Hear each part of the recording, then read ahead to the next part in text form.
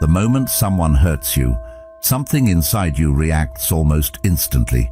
Your chest tightens, your mind starts racing, and before you even realize it, you're already forming a response.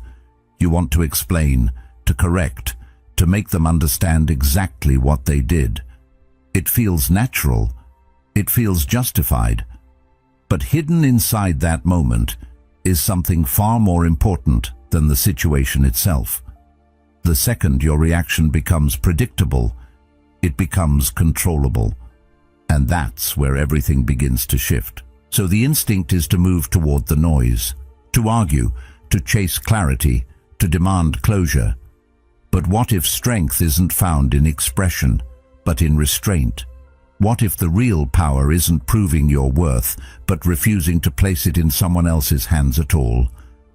Stoicism offers something simple, but difficult. You don't control what happens, but you control how deeply it reaches you.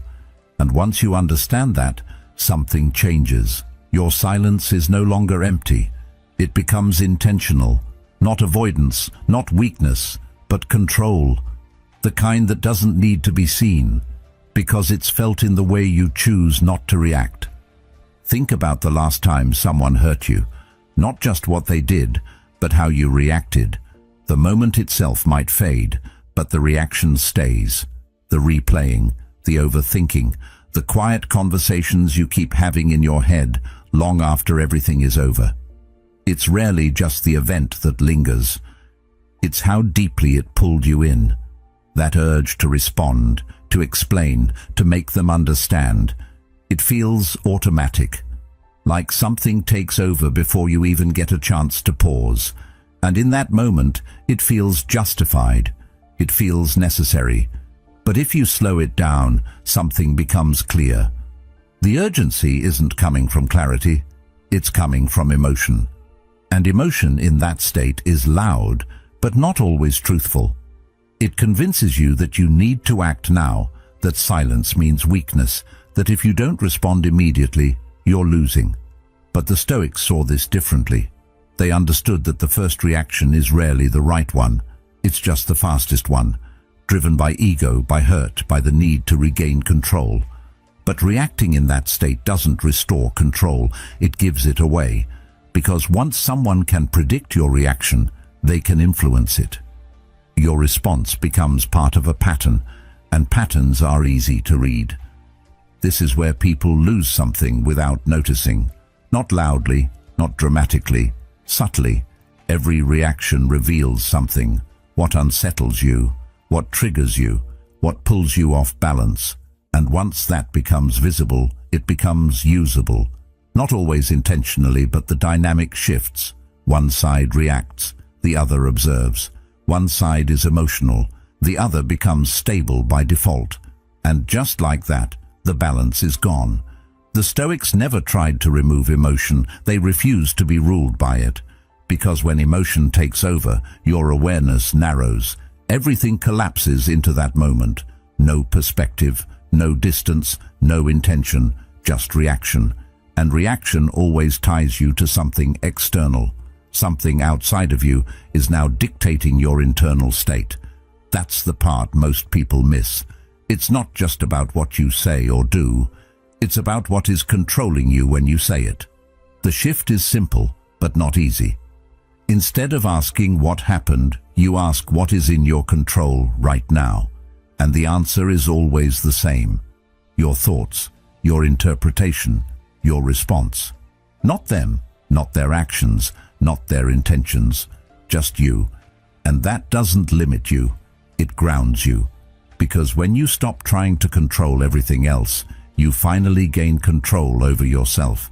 And that's where stability begins. Not in changing others, but in mastering how you respond to them. That's why discipline matters. Not suppression, not silence out of fear, but space. Space between what you feel and what you do. Because in that space, you are no longer reacting, you are choosing. And over time, that choice changes everything. You become harder to provoke, harder to read. Not because you're hiding, but because you're no longer predictable in the ways that weaken you. You stop feeding patterns that once controlled you, and you start moving with intention instead of impulse. And if you're someone who wants to build that kind of control, to think more clearly, to react less impulsively, and to move through life with more discipline and self-respect, then subscribing isn't just following a channel, it's a decision to become someone who is harder to disturb, harder to control, and more grounded in who they are. What begins to shift when you adopt this mindset is subtle but powerful. You stop seeing every situation as something that demands a response. You start recognizing that not every action deserves your energy. And more importantly, not every feeling deserves immediate expression. That doesn't make you distant or cold. It makes you intentional. It means your actions are no longer driven by impulse, but by choice. And choice is where power exists.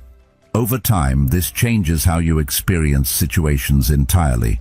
You're no longer caught in the same cycles of reaction. You don't replay conversations in your head as often. You don't feel the same need to prove, to explain, to justify. Not because you don't care, but because you've realized that your peace is not something to negotiate. It's something to protect. And protecting it starts with understanding that your response is yours to control, no matter what happens around you. So what happens when you pause instead? Not a forced pause, not the kind where you're holding everything in while your mind is still racing, but a real pause. The kind where you step back internally and choose not to move immediately. At first, it feels unnatural, almost uncomfortable, because you're interrupting a pattern that has likely been running for years. The urge to react is still there, the thoughts are still forming, the emotions are still present, but you don't act on them right away. And in that space, something subtle begins to change. The intensity that once felt overwhelming starts to lose its grip. Not because the situation has changed, but because your relationship to it has. That space you create, even if it's only a few moments, is where control begins to return.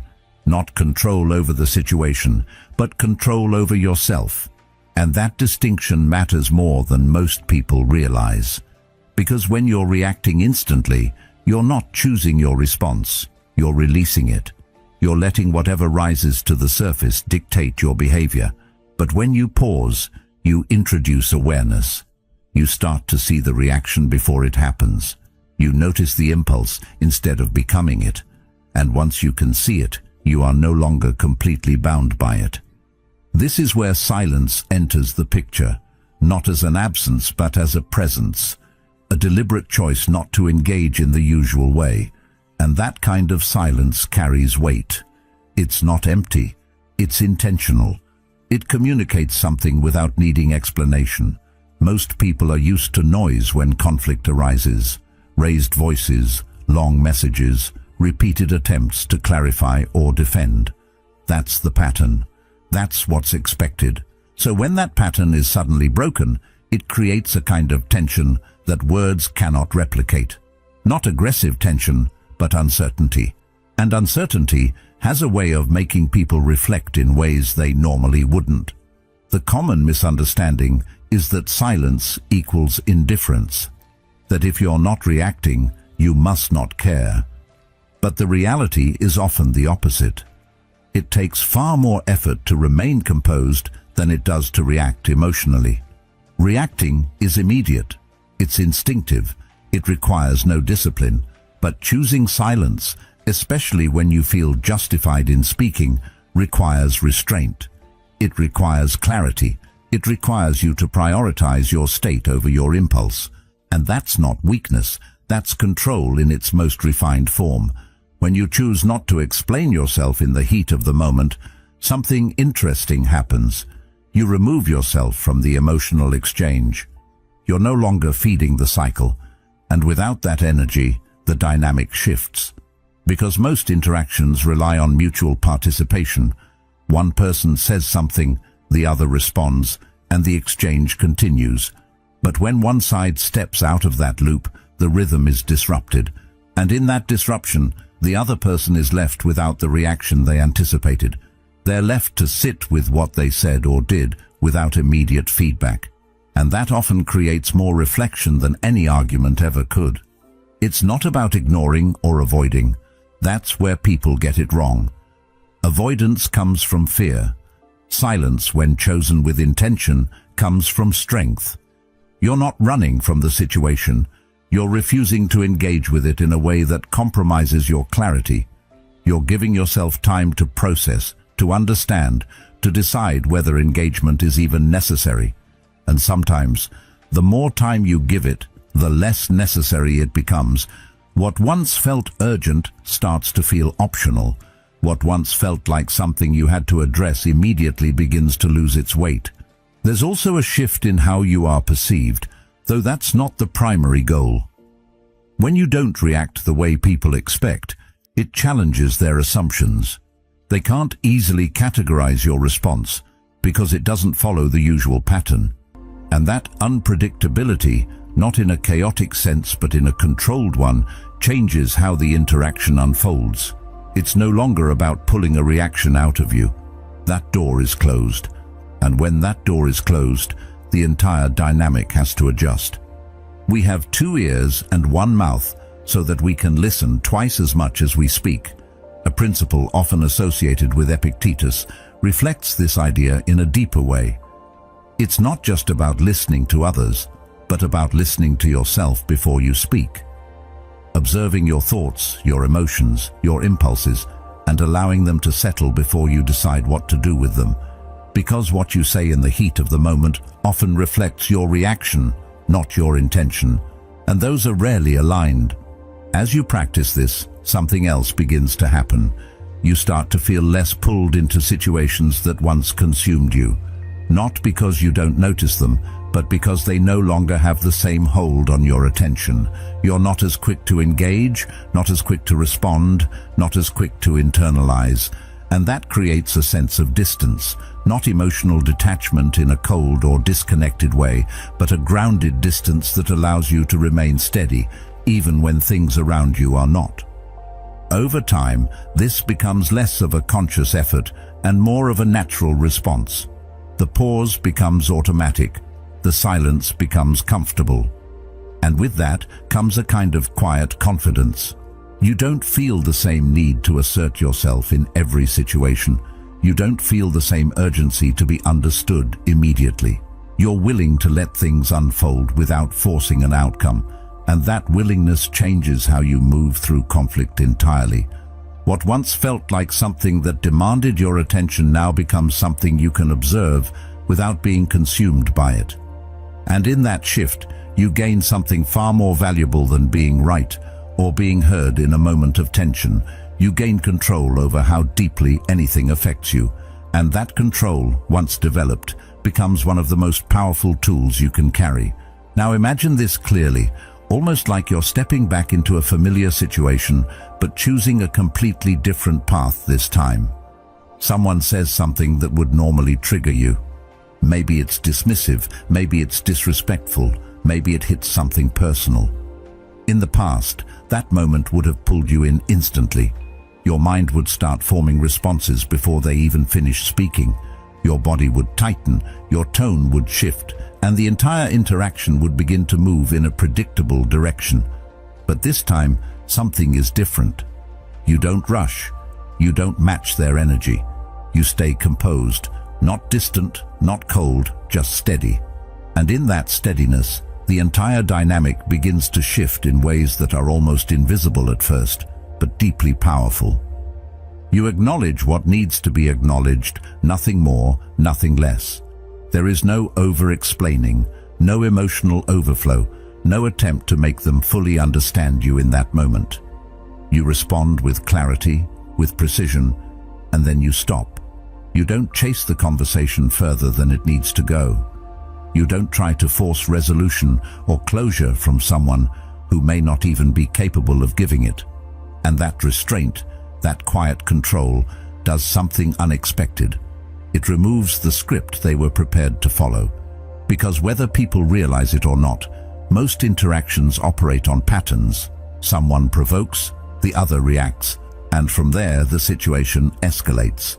It's almost mechanical, predictable, And because it's predictable, it's easy to navigate, easy to control. But when you step out of that pattern, when you refuse to play your expected role, the structure breaks. There is no escalation because there is nothing feeding it. There is no back and forth because you are not engaging in it the same way. And that creates a kind of silence, not the absence of words, but the absence of predictability. And that's where uncertainty enters. Not confusion in a chaotic sense, but a pause in the other person's expectations. They anticipated a certain version of you, a familiar reaction, a known response. And instead, they are met with something they can't easily read, something controlled, something measured. And in that moment, the focus shifts. It is no longer about pulling you into the interaction. It becomes about understanding why you didn't move the way they expected. This is where reflection begins. Not because you forced it, not because you explained anything in detail, but because the usual pattern was interrupted. People are used to reacting environments. They move based on feedback. They say something, they expect something in return. And when that return doesn't come in the expected form, it creates a gap. A space where they have to sit with their own words, their own actions, without immediate reinforcement. And that space is often more impactful than any argument could ever be, because arguments tend to keep both sides locked in their positions, each person trying to prove a point, defend a perspective, or win in some way. But when there is no argument, there is nothing to push against, and without resistance, the mind often turns inward. There is a quiet discipline in being able to do this. It's not about suppressing what you feel. The feeling is still there. You're still aware of what was said, what was done, and how it affected you. But instead of letting that feeling dictate your behavior, you let your principles guide you. You decide that your response will align with who you are trying to become, not just how you feel in that moment. And that decision, repeated over time, builds a kind of internal consistency. You begin to trust yourself more, because you know you are not easily pulled into reactions that you later regret. You know that your actions come from a place of clarity, not impulse. This doesn't mean every situation becomes easy. There are still moments where the urge to react feels strong, moments where staying composed feels like effort. But the more you practice this, the more natural it becomes. The gap between stimulus and response grows, and in that gap you gain freedom.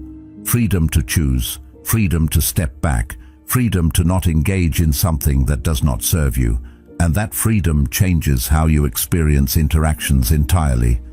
You are no longer at the mercy of what others say or do. You are grounded in how you choose to respond. Any person capable of angering you becomes your master, as Epictetus observed, and that idea becomes very real in moments like this. Because when someone can predict your reaction, when they can provoke you into responding in a certain way, they are influencing your behavior without effort. But the moment you break that pattern, the moment your response is no longer automatic, that influence weakens. You are no longer reacting to them, you are acting from yourself. And that shift, though subtle, changes everything. Over time, this approach reshapes not just how others perceive you, but how you perceive yourself. You begin to see yourself as someone who is not easily shaken, not easily drawn into unnecessary conflict, someone who can engage when it is meaningful and step back when it is not. And that clarity reduces a lot of the noise that usually surrounds these situations. You're not constantly replaying conversations, not constantly wondering what you should have said or done differently, because you know that your response was intentional, not reactive. There is also a deeper layer to this that becomes more apparent with time. When you stop engaging in predictable patterns, you stop reinforcing dynamics that don't serve you. You are no longer participating in cycles that lead to the same outcomes over and over again, and that creates space for different kinds of interactions, ones that are based on mutual respect, clarity, and understanding, rather than reaction and escalation. It doesn't mean every situation improves, but it means you are no longer contributing to patterns that keep you stuck. And in that, something important settles within you. A sense of stability. Not because everything around you is controlled, but because you are. Your response is no longer something that can be easily anticipated or influenced. It is something you choose. And when your actions come from that place, they carry a different kind of weight. Not loud, not forceful, but steady. And that steadiness is often more powerful than any reaction could ever be. This is where most people get it wrong. The idea of confusing someone is often misunderstood, almost reduced to something shallow. People hear that and immediately think about tactics, about playing games, about creating mixed signals, or acting in a way that keeps the other person guessing. But that's not what this is, not even close. Because anything that is forced, anything that is calculated purely to manipulate, eventually reveals itself. It lacks stability, it lacks authenticity, and more importantly, it keeps you tied to the very dynamic you're trying to escape. Real confusion, the kind that actually shifts things, doesn't come from trying to control someone else's perception. It comes from becoming someone who no longer reacts in predictable ways. When your behavior is no longer driven by impulse, it becomes harder to read. Not because you're hiding anything, but because you're no longer operating on the same emotional level. Most interactions are built on patterns that people unconsciously rely on. Someone pushes, you respond. Someone withdraws, you chase. Someone creates tension, you try to resolve it. These patterns repeat because they're familiar. They feel natural, even when they're unhealthy. But when you step out of that cycle, when your response no longer follows the expected path, it creates something unfamiliar. And unfamiliarity is often interpreted as unpredictability. That unpredictability is not chaos, it's control. It's the result of someone who is no longer reacting automatically, but choosing deliberately. And when your actions come from that place, they carry a different kind of presence. You're not trying to be understood in every moment. You're not trying to manage how others perceive you.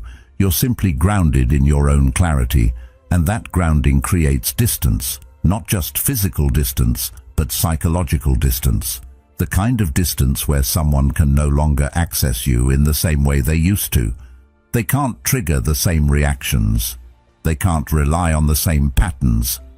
And because of that, the entire dynamic changes. Most people don't realize how much of their behavior is accessible to others. Not in an obvious sense, but in subtle ways. The way they respond to certain words, the way they react under pressure, the way they seek validation or reassurance. These patterns become visible over time, and once they are visible, they can be anticipated. And once they can be anticipated, they can be influenced. Not always intentionally, but the effect is the same. You become part of a loop that others can navigate without much effort. And breaking that loop requires more than just changing what you say. It requires changing how you respond internally. This is where the shift begins to deepen. You stop asking how to respond in a way that affects them and start focusing on responding in a way that aligns with you. That might sound simple, but it changes everything. Because when your actions are no longer tied to their behavior, you become independent of the dynamic. You are no longer reacting to them. You are acting from yourself.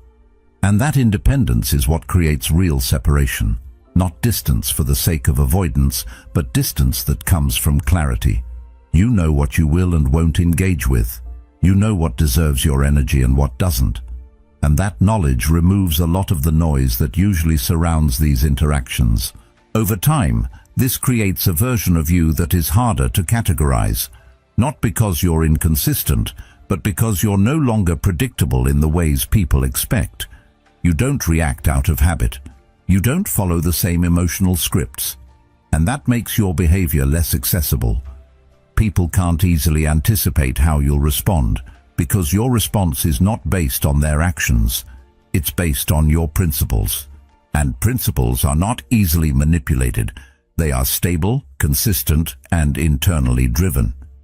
This kind of presence doesn't need to announce itself. It's felt. In the way you carry yourself, in the way you respond, in the way you choose when to engage and when to step back. There is a quiet confidence in it, not loud or performative, but steady. And that steadiness naturally changes how others interact with you. Not because you're trying to control them, but because you are no longer participating in the same patterns. The dynamic adjusts because it has to. The old ways of engaging no longer apply. Carl Jung once said, "Until you make the unconscious conscious, it will direct your life and you will call it fate." And that idea sits at the core of this shift. Most reactions are unconscious. They happen before you have the chance to examine them. They feel like who you are, when in reality they are patterns you've learned and repeated over time. But when you start bringing awareness to those patterns, when you start noticing them before acting on them, you interrupt that automatic cycle. And in that interruption, you gain choice. Real choice. That choice is what allows you to move differently, not in a way that is forced or artificial, but in a way that reflects awareness. You begin to see situations more clearly. You recognize when something is pulling you into a reaction that doesn't serve you, and instead of following it, you step back, not out of fear, but out of understanding. You realize that not every situation requires your participation. Not every interaction deserves your energy, and that realization alone creates a kind of freedom that most people never fully experience. As this continues, the way you relate to others shifts naturally. You're no longer seeking the same things. You're not as concerned with being validated, understood, or agreed with in every moment. You're more focused on staying aligned with yourself. And that alignment becomes the foundation of how you move. It becomes the standard by which you decide what to engage with and what to leave behind. And in that, something important settles. You are no longer easily pulled into dynamics that once controlled you. You are no longer reacting in ways that can be predicted or influenced. You are moving with intention, with clarity, with a sense of direction that comes from within. And that changes everything, not because others suddenly understand you better, but because you are no longer dependent on them to define your response. But here's the part that most people don't want to hear, even though it's the part that changes everything. This was never really about them. It might feel like it is. It might look like it is. Their actions, their words, the way they treated you, all of that feels like the center of the situation. But if you look closely, what keeps the situation alive isn't what they did. It's what you keep doing with it afterward. The replaying, the analyzing, the need to understand, the need to feel seen or acknowledged. That's where your energy goes. And wherever your energy goes, that's what grows. The Stoic perspective cuts through this in a way that can feel uncomfortable at first, because it removes the focus from them entirely. It doesn't ask whether they were right or wrong. It doesn't focus on whether they will regret what they did. It doesn't revolve around whether they will come back, apologize, or change. Instead, it turns everything inward, not in a self-blaming way, but in a self-directing way. It asks a different question altogether. Not what did they do, but what are you going to do with what happened? And that shift, as simple as it sounds, is where real power begins. Because when your focus stays on them, your energy stays tied to them. Even if they're no longer present, even if the situation is over, you're still connected through thought, through emotion, through the need for resolution. And that connection keeps you in the same place. It keeps you reacting internally, even if nothing is happening externally. That's why people often feel stuck long after something has ended, not because they can't move on, but because they haven't redirected their attention. They are still investing energy into something that no longer deserves it. When you begin to redirect that energy, everything starts to shift. Slowly at first, almost unnoticeable. Instead of replaying the situation, you begin to observe yourself, your patterns, your reactions, your tendencies. You start to see where you gave too much, where you ignored certain signs, where you allowed your peace to be dependent on someone else's behavior. Not to criticize yourself, but to understand. Because understanding creates awareness, and awareness creates change. That change doesn't happen all at once. It builds through small decisions. Choosing not to revisit the same thoughts over and over. Choosing not to check for updates. Not to seek indirect validation. Not to measure your worth based on someone else's actions. And each time you make that choice, you reclaim a little bit of your energy. You bring it back to yourself. And as that continues, you begin to feel something different. Not closure in the traditional sense, but distance. A quiet separation from what once felt consuming. This is where growth actually begins, not in the moment of being hurt, but in what you choose to do afterward. You start investing in things that strengthen you.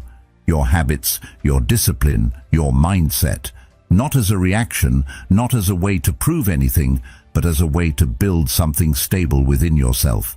And over time, that stability becomes more valuable than any external validation ever was. Because it doesn't fluctuate based on how someone treats you. It doesn't depend on being understood or appreciated. It comes from knowing who you are and acting in alignment with that. There is a quiet shift that happens when you stop needing someone else to recognize your value. You no longer feel the urge to explain yourself in the same way. You don't feel the need to prove that you were right or that you deserved better. Not because those things aren't true, but because you no longer need them to be acknowledged externally. You've already accepted them internally, and that acceptance removes a lot of the tension that usually keeps people stuck. You're not waiting anymore, not for an apology, not for clarity, not for anything. No man is more unhappy than he who never faces adversity, for he is not permitted to prove himself, as Seneca wrote, and that idea reframes the entire experience. What once felt like something that set you back begins to feel like something that revealed something important. Not about them, but about you. Your limits, your patterns, your capacity to grow beyond what you thought you could handle. And in that, the situation takes on a different meaning. It's no longer just something that happened to you. It becomes something that shaped you in a way that you can actually use. As this continues, your priorities begin to shift. You're less focused on what others are doing and more focused on what you are building. Your attention moves away from external noise and toward internal clarity. And that clarity simplifies things. You're not as easily pulled into situations that don't align with you. You don't feel the same need to engage in every conflict, to respond to every slight, to correct every misunderstanding. You become more selective, not in a distant or detached way, but in a grounded way. That groundedness is what makes this approach so effective. It's not about controlling outcomes or influencing how others feel. It's about becoming someone who is no longer easily influenced, someone who can experience something difficult without being defined by it. And that kind of strength doesn't come from avoiding pain. It comes from processing it, understanding it, and then choosing where your energy goes next. Over time, the need for validation fades. Not completely, but significantly. You no longer look to others to confirm your worth. You no longer depend on their behavior to determine how you feel about yourself. And that independence creates a kind of freedom that is hard to describe but easy to recognize once you feel it. You are no longer tied to outcomes in the same way. You are not waiting for things to resolve in order to feel at peace. You carry that peace with you, regardless of what others do. And when you reach that point, something becomes very clear. The situation that once felt like it had power over you no longer does. Not because it changed, but because you did. Your focus shifted, your energy moved, your perspective expanded. And in that shift, you didn't just move on from what happened. You moved beyond the version of yourself that would have stayed stuck in it.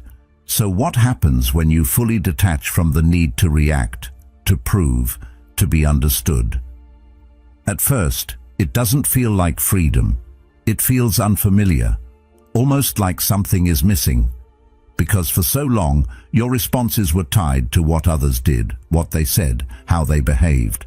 There was always something to respond to, something to fix, something to explain. And now, without that constant pull, there's space, quiet space. And most people don't realize how uncomfortable that can be in the beginning. Not because it's bad, but because it's new. You're no longer moving in reaction. You're no longer chasing resolution in the same way. And that absence of urgency can feel strange before it starts to feel powerful. But as that space settles, something begins to shift. You start to notice that you're not as affected by the same things anymore. Not because you've become indifferent, but because you're no longer controlled by them. There's a difference between feeling something and being moved by it. Before, a situation would pull you in completely. Your thoughts, your mood, your focus would all revolve around it. Now you can see it without being consumed by it. You can acknowledge it without needing to act on it immediately. And that subtle difference changes everything, because control is no longer external, it's internal. This is where freedom actually begins to take shape. Not the kind of freedom that comes from everything going your way, but the kind that comes from knowing that your state is not dependent on what happens around you. You don't need things to resolve in a certain way to feel at peace. You don't need someone to understand you in order to feel validated. You don't need closure in the form you once thought you did. And that realization removes a lot of the pressure that usually drives people to react. You're no longer trying to control outcomes that were never fully in your control to begin with. There is also a shift in how you experience other people. When you're no longer seeking validation or reaction, your interactions become clearer. You see things as they are, not as you hope them to be. You're not projecting expectations or trying to guide the outcome. You're observing, engaging when it aligns, stepping back when it doesn't. And that clarity makes it easier to recognize what is worth your time and what isn't. You're no longer trying to make everything work. You're allowing things to reveal themselves. What's interesting is that this kind of detachment often creates a response in others, but not in the way people expect. It's not about making someone feel something directly. It's about removing the usual access they had to your reactions. And when that access is gone, it creates a kind of uncertainty. They may not understand it at first. They may expect you to eventually respond the way you used to. But when that doesn't happen, when the pattern is consistently absent, something shifts in their perception. Not because you explained it, but because your actions no longer match their expectations. That's where the deeper realization begins, not just for them, but for you as well. You start to see how much of your previous behavior was tied to patterns that were never questioned. You see how often you responded out of habit rather than intention. And once you see that, you can't unsee it.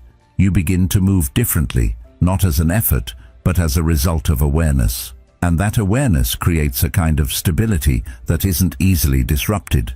It's not something you have to force, it becomes natural.